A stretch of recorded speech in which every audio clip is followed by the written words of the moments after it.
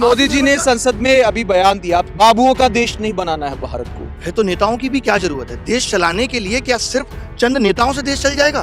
Bureaucracy नहीं चाहिए।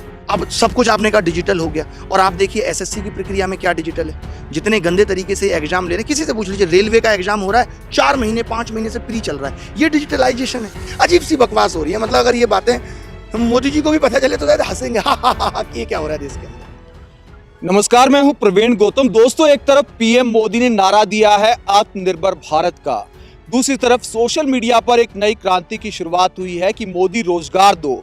और ये ट्रेंड जिन्होंने शुरू किया, हमारे साथ अभिनय सर हैं जो कि एसएससी की कोचिंग कराते हैं छात्रों को, और इन्होंने ट्रेंड शुरू किया है कि मोदी जी रोजगार दो।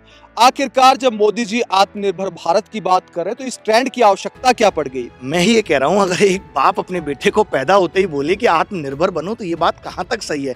हम उसे 17-18 साल तक पढ़ा लिखा कर उस काबिल बनाते हैं, फिर ये कह सकते हैं कि अब तुम अपने पैरों पे खड़े हो गए। तो आत्मनिर्भर बनने के लिए आप सरकारी नौकरी दे दीजिए, फिर वो काम करेगा सरकार में, तब वो आत्मनिर्भर भी बनेगा। मोदी जी ने संसद में अभी बयान दिया, आपसे सरकारी नौकरी की बात करी, तो मैंने इसलिए आपको टोक रहा हूँ कि बाबुओं का देश नहीं बनाना है भारत को, तो प्राइवेट सेक्टर को भी बढ़ावा दिया जा रहा है। प्राइवेट सेक्टर को विलन की तरह क्यों प्रोजेक्ट किया जा रहा है? नहीं, आप एक बात, फिर तो नेताओं की भी क्या जरूरत है? देश चलाने के लिए क्या सिर्फ चंद नेताओं से देश चल जाएगा? ब्यूरोक्रेसी नहीं चाहिए। आप बताइए मुझे, किस नेता को एजुकेशन सिस्टम की जानकारी है? किस नेता को एसएससी यूपीएससी की जानकारी है?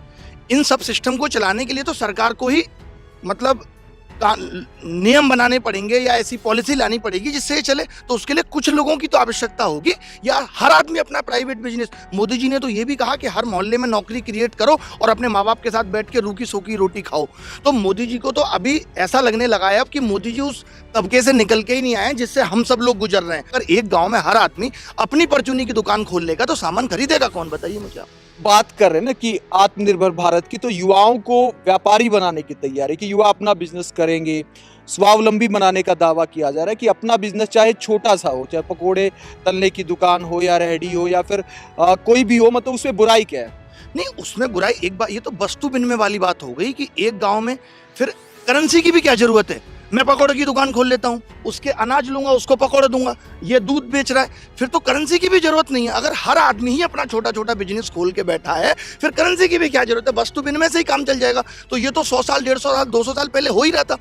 फिर प्रोग्रेस और विकास, ये यहाँ तक सभ्यता इतनी डेवलप हो गई, उसके क्या मायने रह गए?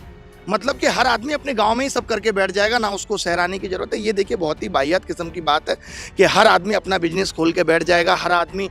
ये मुझे नहीं लगता कि इसमें किसी भी तरीके की जान है। मतलब सरकारी नौकरी इतना तो कर ही रहे ना, अभियान चला रहे, skill India, make in India, आत्मनिर्भर भारत, तो समय तो लगता है ना। देखिए, बहुत सारी पॉलिसी मोदी जी बना रहे हैं। 8 साल दे भी दिए, मुझे लगता है कितने साल हो गए? 7 साल हो गए। 2019 में हमने भी वोट दिया मोदी जी को, सबने वोट दिया है, तभी तो दोबारा सरकार आई है। बट अब और कितना टाइम लगता है? कितना टाइम और लगाएंगे? ये नहीं समझ में आ रहा कि कितना टाइम, कोई डेडलाइन दे दें। और जो सरकारी नौकरी पहले से चली आ रही थी उनको तो खत्म ही किया है। कोरोना काल में लोगों की प्राइवेट नौकरी भी चली गई। आज एक इंजीनियर को 10,000 12,000 की नौकरी नहीं मिल रही। तो किस वजह से नहीं मिल रही? देखिए, आप मुझे बताइए, अगर एक एग्जाम की तैयारी करने वाला बंदा 40 लाख लोग तैयारी कर रहा है, तो और उसमें आप कह रहे हैं कि मैं 100 ही लूंगा, तो क्या 101 वाला बंदा इस लायक नहीं है कि उसको रोजगार मिले? कुछ तो लिमिटेशन होनी चाहिए, कुछ तो ऐसा हो। क्या ये पहले से नहीं था? इसका मतलब या तो पहले वाला सिस्टम बिल्कुल गलत था। 2014 में अगर 20,000 लोग एसएससी में सेलेक्ट हो रहे थे, या तो वो बिल्कुल गलत था। कॉन्ट्रैक्ट बेस्ड जॉब की जरूरत क्यों पड़ रही है फिर मोदी जी को?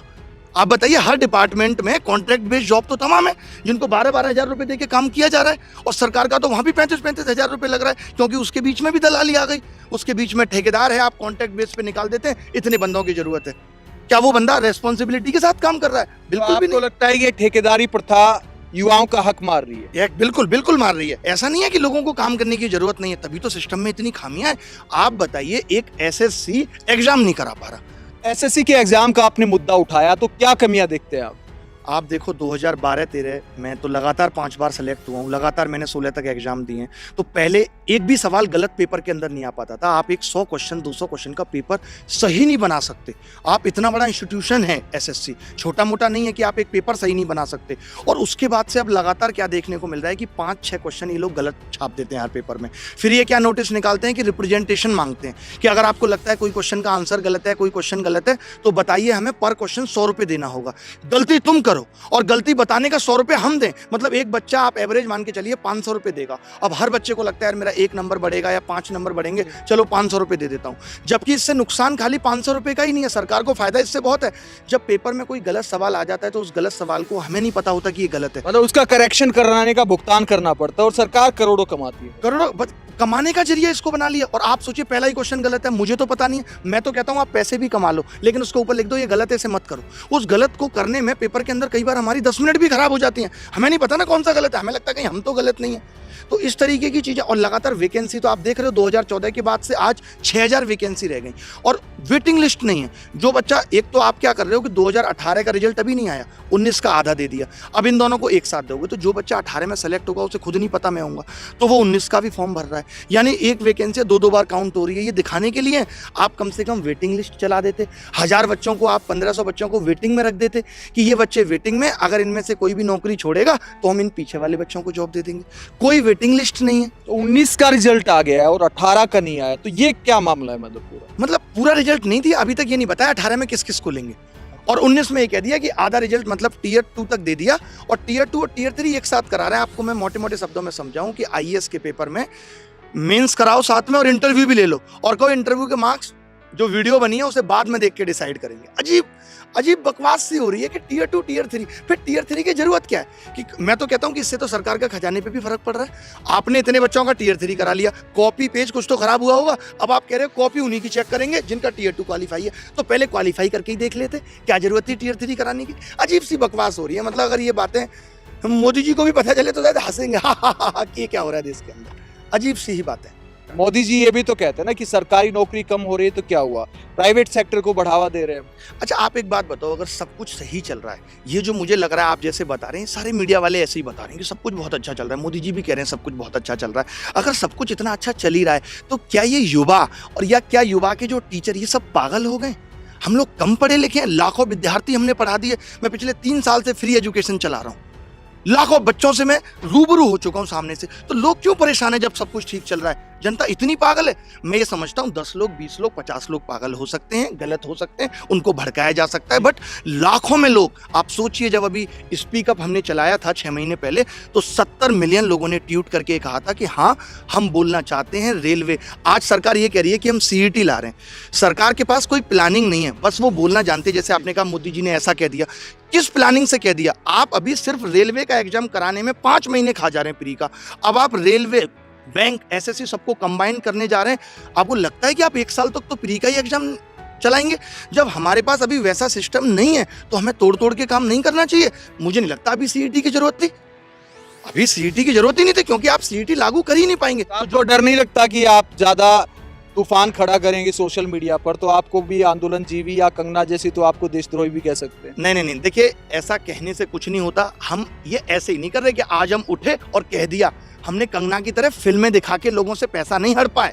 हमने बहुत जमीनी स्तर से सन 2017 से मैं फ्री पढ़ा रहा हूँ, लाखों विद्यार्थियों को फ्री पढ़ा के मैंने सेलेक्ट भी करा दिया। कोई किसी एग्जाम में हो गया या किसी को प्राइवेट रोजगारी दे दिया कि आज लोग हमसे पढ़ के ट्यूशन पढ़ा के भी 2 पैसे कमा पा रहे हैं। तो लोगों के लिए किया है, लोगों के दिल में पहले प्यार को जन्म दिया है, तब हम ये बोल रहे हैं। तो बहुत लोगों का प्यार, मिलियन लोगों का प्यार मेरे साथ है, इसलिए मुझे डर इसलिए भी नहीं लगता कि मैं, वैसे भी आपको बताऊं मैं डर से मुक्त हो चुका हूं, क्योंकि मुझे मोह नहीं है।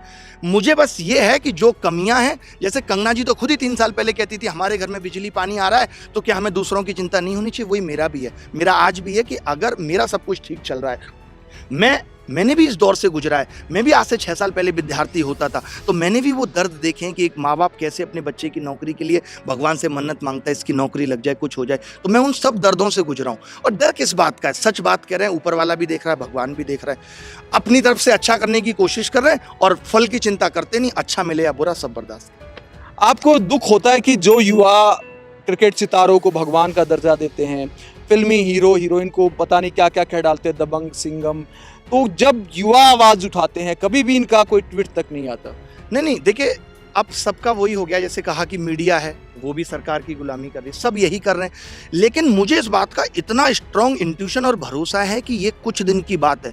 अगर हम इसी तरीके से आवाज़ उठाते रहे ना तो ये एक तरीके से ज्वालामुखी की तरह फटेगा और ये सब साथ आएंगे। आप देखिए अभी वो चीज़ फट नहीं रही, वो डर अभी बना हुआ है सरकार का। जिस दिन ये डर खुलेगा, जब लोगों को लग गया, आज वो लोग भी मोदी जी करते हैं जिनको पता है कि आज उनके घर में भी रोटियों के लाले पड़ रहे हैं, तो ये लोग सब अभी आएंगे साथ, वक्त लगेगा। मैंने यही सोचा है, पेशेंस रखना पड़ेगा, बिना धैर्य के जीवन में कुछ नहीं मिला। मेहनत कर रहे हैं और सफलता जरूर मिलेगी। ये सेलिब्रिटी भी बोलेंगे, देखना आप आगे आके, आज ये सब भी सपोर्ट करेंगे, वो वक्त भी आएगा और हम ला कर रहेंगे। तो ये जो 25 तारीख का आपने कॉल किया है, तो क्या टारगेट है आपका? टारगेट बस इतना ही है कि सरकार इस मुद्दे पे बात करे। अब देखिए, अब ट्विटर पे मैं एक ट्रेंड करा के बहुत कुछ तो लिख नहीं सकता, मुझे ये चाहिए, मुझे वो चाहिए, ऐसा कुछ नहीं है।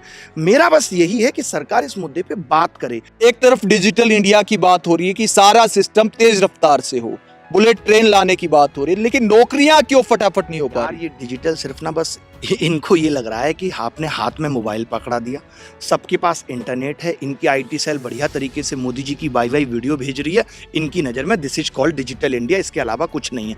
आप बताओ ना, 2012 में तो पेपर ऑनलाइन नहीं था, 13 में ऑनलाइन नहीं था, इससे ज़्यादा जल्दी रिजल्ट आ जाते थे।